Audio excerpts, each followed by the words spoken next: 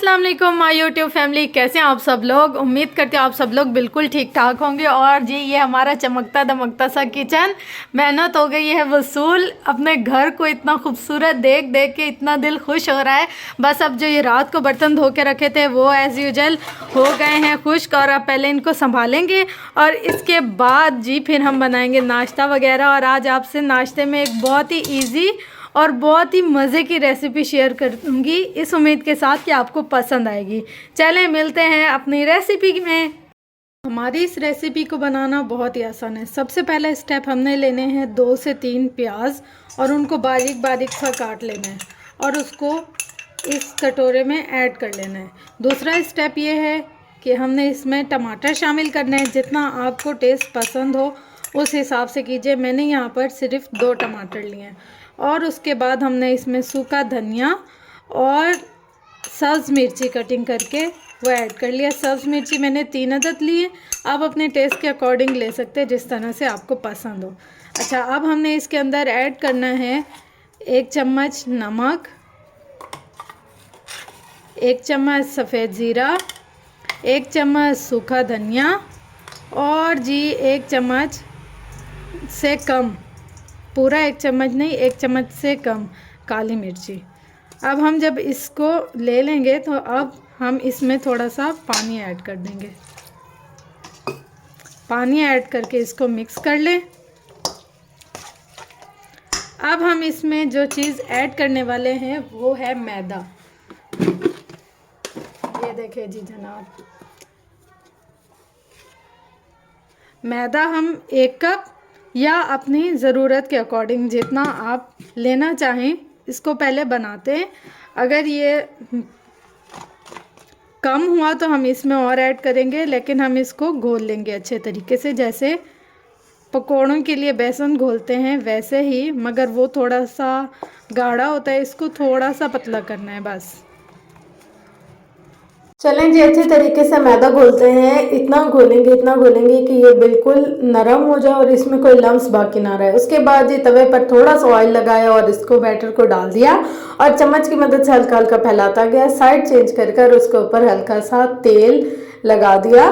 तेल में ज़्यादा अच्छे पराठे बनते हैं, कोशिश किया करें ऑयल में मत बनाया करें। तेल में जो हम बनाते हैं घी, मतलब उसका टेस्ट ही बहुत अच्छा होता है और थोड़ा सा डिफरेंट होता है ऑयल की बनिस्बत। अक्सर लोग ऑयल में भी बना लेते हैं। ये मेरा एक पराठा रेडी हो गया था।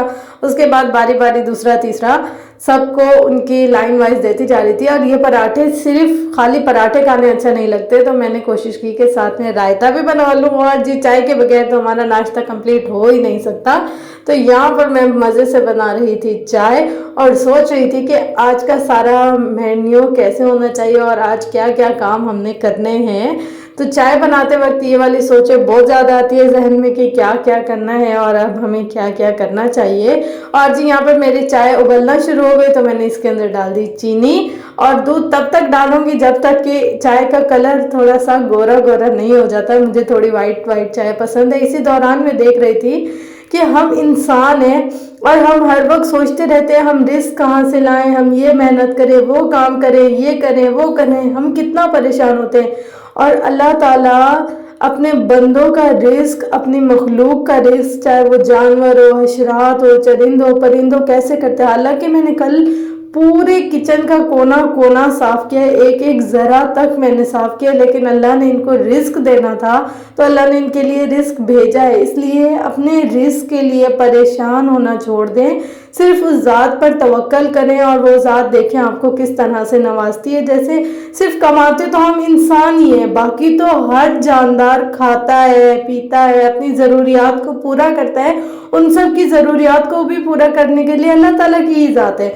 यहाँ पर नाश्ता जैसे ही मैंने बनाया उसके साथ ही शाम के मेन्यू में मैंने आलू बॉईल करने के लिए ठहरा दिए थे और ये नाश्ता लेकर चली गई। बारी बारी सबको ऐसे सर्व करती जाऊंगी और उसके बाद खुद नाश्ता करूंगी। रूम में आई, रूम में देखा सारा सेटिंग वेटिंग करके सफाई शफाई कर ली।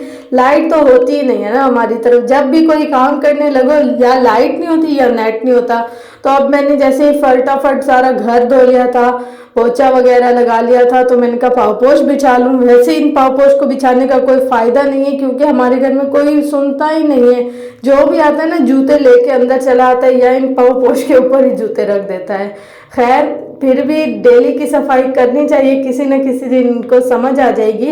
बर्तन धोने में हम अक्सर गलती ये करते हैं कि किनारे किनारे जो होते हैं ना उनको धोते नहीं हैं और ऐसे ऐसे धो लेते हैं हमारे। और काफ़ी मैंने ऐसे लोग देखे जैसे मग के साइड में थोड़ा थोड़ा साबुन लगा होता है या थोड़ा थोड़ा सा कचरा लगा होता है। तो कोशिश किया करें कि फुल तवज्जो से काम किया करें और हमारा काम खराब ना। यहाँ पर मैं अपनी बैंक दौलत यानी कि अपने दुकान का हिसाब कर रही थी और पैसे वगैरह गिन कर दे रही थी किसको कितने देने, पर्चियाँ वगैरह पड़ी हैं जिन जिन को पैसे देने। और इसी दौरान ही क्या टाइम हो गया, वो 2:45 बजने वाले और नमाज को लेट हो रही है। फटाफट मैंने उस काम को रखा और जल्दी से नमाज पढ़ी और अल्लाह ताला से दुआ मांगी। उसके बाद ऊपर आ गई। ऊपर आके मैंने सोचा कि अब कंबल धोए जाएं, ये सबसे मेन काम है। और सर्दियां आ गई हैं, काफ़ी ज़्यादा मौसम चेंज हो गया। मेरे अलावा घर में किसी को भी सर्दी नहीं लगती, सिर्फ मुझे सर्दी लगती है। तो मैंने क्या किया, सबसे पहले अच्छे तरीके से वो तेज़ तीली वाली झाड़ू से सारी छत के फर्श को रगड़ रगड़ कर धो लिया और उसके बाद वाइपर लगा के जितनी भी मट्टी धूल है उसको बाहर फेंक देंगे। उसके बाद कंबल बिछाएं, उसको अच्छे तरीके से गीला करें, गीला कर कर और उसके ऊपर ऐसे सर्फ छिड़क दें। सर्फ छिड़क कर इसको तेज़ धूप में तकरीबन 2 से 3 घंटे के लिए तो लाजमी रखें। हर कोने कोने में सर्फ छिड़के उसको हाथ से एक दफ़ा मसल के 2 से 3 घंटे के लिए लाजमी भिगो के रखिएगा ताकि जितनी मैल है वो सारी निकल आए। मैं अकेली धो रही थी यहाँ पर कंबल, तो मैंने कहा दो कंबल एक साथ ही कर लेती हूँ क्योंकि एक कंबल धोएं तो भी उतनी ही थकावट होगी, 2 धोएं तो भी उतनी ही थकावट होगी। इससे अच्छा है कि 2 धो लेते हैं। तो यहाँ पर मैं आपसे सिर्फ सिंपल सी ट्रिक शेयर करती हूँ कि अगर आप भी मेरी तरह घर में अकेले हैं यानी कि काम करवाने के लिए कोई हेल्पर वगैरह नहीं है और इस तरह से भारी भारी काम करने, तो उनको किस तरह से करिए। ये दूसरे कंबल का पानी बना रही थी मैं, तो आपके साथ शेयर कर रही हूँ क्लिप। देखें, सबसे पहले टब में मैंने पानी डाला है, उसके अंदर सर्फ डाला है, अच्छे तरीके से झाग बना लिया है। अब ये कंबल जो भी हो उसको बिछाएं अच्छे तरीके से और उसके ऊपर ये सर्फ वाला पानी डालते जाएं बारी बारी। ये देखिए ये बिल्कुल खुश्क है। अब मैं इस पर वही सर्फ वाला पानी डालती जाऊंगी आहिस्ता आहिस्ता से, जिससे ये भीग जाएगा। जब ये भीग जाएगा तो इस पर प्रीवियस मेथड की तरह सारा सर्फ का छिड़काव कर लूँगी। आराम आराम से सारे कोने कोने में सर्फ डाल दूंगी। इसमें चाहे मैं 10 वाले पैकेट इसलिए इसमें इस्तेमाल कर रही थी कि अगर बड़ा हो जैसे किलो वाला हो या उससे बड़ा हो तो हमें आइडिया पता नहीं चलता, अंदाज़ा रखना भी बहुत ज़रूरी है चीज़ों का। तो मैं इसलिए 10-10 वाले सर्फ रखती हूँ ताकि मुझे आइडिया हो कि मैंने कितना किस चीज़ पर इन्वेस्ट किया। इस तरीके से हमारा बजट बैलेंस रहता है। अब देखिए अच्छे तरीके से सारे कंबल पर रगड़ रगड़ कर मैंने ब्रश मार दिया है, कुछ पाँव से किया है। पाँव से इसका सारा पानी निकाल लेंगे और उसके बाद हम इसको धोना शुरू करेंगे। धोने के लिए भी कोई मुश्किल नहीं होती, काफ़ी आसान है। बस ये है कि मसल्स थक जाते हैं, लेकिन वो भी एक रात के रेस्ट और एक कप कॉफ़ी के साथ सेट हो जाते हैं। इससे क्या होता है, हमारा धोबी का जो पैसा है ना वो बच जाता है और उससे बहुत सारे हमारे और काम हो जाते हैं। ये देखिए मैंने अच्छी तरीके से धो लिया है, बिल्कुल मैल नहीं है इसमें और जो मैल थी वो सारी निकल गई। अब मैं इसको अच्छे तरीके से पाँव से निचोड़ लूँगी क्योंकि हाथों का तो यहाँ पर काम ही नहीं है, पाँव से ज़्यादा काम आता है इन कंबलों को धोने में। अब देखिए कंबल को पाँव से निचोड़ कर और मैंने यहाँ पर एक चेयर रखी है। अब बारी बारी नीचे डालती जाऊँगी और पानी गिराती जाऊँगी। कम से कम 7 से 8 बाल्टियाँ पानी की लगी हैं इस पर। ये एक कंबल धुल के सूखने के लिए मैंने डाल दिया है। सेम इसी प्रोसीजर से दूसरा कंबल भी धोऊंगी। ये सामने आपको दिखा रही हूँ जूम कर कर कर कर ताकि आपको पता चल जाए कि वाकई में मैंने ही धोए हैं और अकेली ने धोए हैं। और इसी मेथड से जब धोते हैं तो बिल्कुल अच्छे साफ सुथरे कंबल धुल जाते हैं।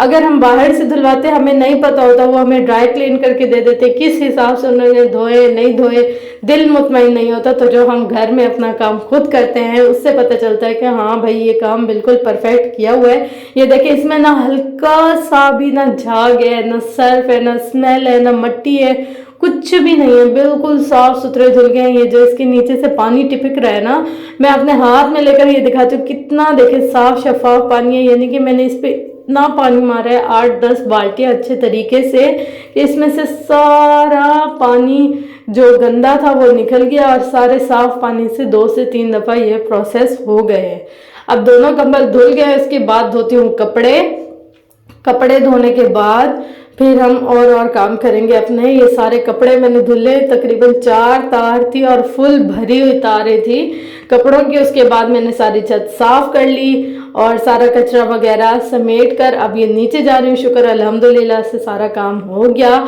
छत भी धुल गई और कपड़े वगैरह भी धुल गए और सफाई भी हो गई। और उसके बाद अब चले जी, नमाज का टाइम होने वाला है असर की। उसके बाद ट्यूशन वाले बच्चे आएंगे तो पहले शॉवर ले लेते हैं, नमाज पढ़ लेते हैं और उसके बाद फिर कुछ खाने वाने का करेंगे। पहले पेट पूजा तो फिर कम दूजा। अभी कुछ होश नहीं आ रहा था कि क्या करना है, नमाज पढ़ ली तो। और आटा गूंदने की तो हाथों में फुर्सत ही नहीं होती। जिस दिन अगर कंबलों वाला काम करें तो आप चावल ही बनाएं, वो सबसे बेस्ट रहते हैं, या बाहर से मंगवाएं अगर आप मंगवा सकते हैं तो, या मंगवाते हैं तो। अब मैंने यहाँ पर घर में बनाए थे दाल चावल, बहुत ही अच्छे लग रहे थे, भूख में तो और भी ज़्यादा मज़े के लग रहे थे। यहाँ पर मैं अम्मी के लिए प्लेट बना रही हूँ। जैसे अम्मी कहती हैं मुझे पूरे चावलों पर दाल डालकर नहीं दो, आप मुझे अलग से दे दो तो मैं अपनी ज़रूरत के हिसाब से दाल डालूंगी। और मुझे ऐसे पसंद है, मैं कहती हूँ कि पूरे चावलों पर दाल हो और साथ में प्याज और अचार हो। आप बताइएगा आप किस तरह से चावल खाना पसंद करते हैं, हर किसी का अपना टेस्ट होता है। मैं कहती हूँ ये वाला जो प्रोसीजर है ये बहुत अच्छा है। अच्छा, बच्चे ये खा रहे थे फास्ट मिल पापड़, कहते हैं बाजी ये बहुत अच्छा होता है, आप भी खाइएगा। मैं ऐसे ही उनसे लेकर देख रही थी, मैंने भी मंगवाए थे अपने लिए, तो मैं देख रही थी ये। और जैसे ही मैंने हाथ में लिया तो ये एक हमारे शरारती बच्चा भागता हुआ आया कि ये क्या खाया जा रहा है ऐसा जो मुझे नहीं मिल रहा। फुर फुर फुर फुर करके भागता आया वो, कि कहीं ऐसा ना हो कि मैं पीछे रह जाऊं और मुझे चीज़ ना मिले। और अब जैसे ही इसको चीज़ मिल गई, इसको पता चल गया कि हाँ भाई हमारी फिक्र है इनको। और सबसे फेवरेट मेरी ये आसपास तो मुझे इतनी पसंद है, हालांकि इसमें छालियाँ नहीं होती और छालियाँ मैं थोड़ी सी अवॉइड भी करती हूँ, लेकिन आसपास ये पहले ना 5 की 2 मिलती थी और उससे पहले 2 रुपए की 1 मिलती थी, उसका भी सेम ही टेस्ट होता था, लेकिन अब 5 की हो गई। बच्चा हमारा रहा है सो और इसी के साथ साथ हम भी रहे हैं सो।